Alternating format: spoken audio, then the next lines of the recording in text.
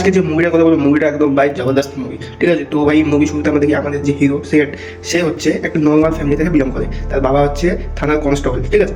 তো সে ডেলিভারির কাজ করে এবং দিন রাত কাজ করে টাকা কামানোর জন্য, এবং তার বাবার সাথে তার বনে না, ঠিক আছে। তো সে নিজের কামাই নিজে করে, এবং তার একটি গার্লফ্রেন্ড হয়, ঠিক আছে। তো তার গার্লফ্রেন্ডকে হোটেলে যখন নিয়ে যাবে, তার কাছে টাকা না থাকায় সেই ম্যানেজার তার পা ধরে ক্ষমা চাওয়াবে এবং সে তার গার্লফ্রেন্ড তাকে অপমান করে ছেড়ে চলে যাবে, ঠিক আছে। তো পরবর্তীকালে সে যখন রোদ্দুরের মধ্যে একটা ডেলিভারি দিতে যায়, তখন সেখানে দেখে যে তার ঘামের গন্ধে একটা কুত্তা তাকে ঘাউ ঘাউ করতেছে, মানে চিৎকার করতেছে তাকে দেখে।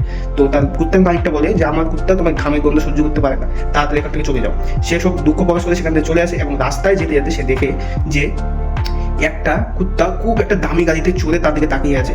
তখন সে মনে মনে ভাবে যে ভাই আমি মানুষ হয়ে এত এত এই কুত্তাটার মধ্যে আমি খেটে যাচ্ছি পুরো দিন রোদের মধ্যে, আর এই কুত্তা হয়ে সে একটা দামি গাড়িতে বসে এত আরাম করতেছে। সেটা দেখে তার মাথাটা এমন ঘুরবে, সে পুরো হসপিটালে চলে যাবে। তখন যে মুভিটা শুরু হবে ভাই, ক্লাইম্যাক্স তোমরা যদি দেখো পুরো মাথা হ্যাং হয়ে যাবে। তো বেশি দেরি না করে মুভিটাকে দেখে আসো, মুভিটা দেওয়া হচ্ছে তো একদম ইউনিক একটা মুভি, একদম মন ভরে যাবে দেখলে, ঠিক আছে। যা তাড়াতাড়ি গিয়ে দেখে আসো।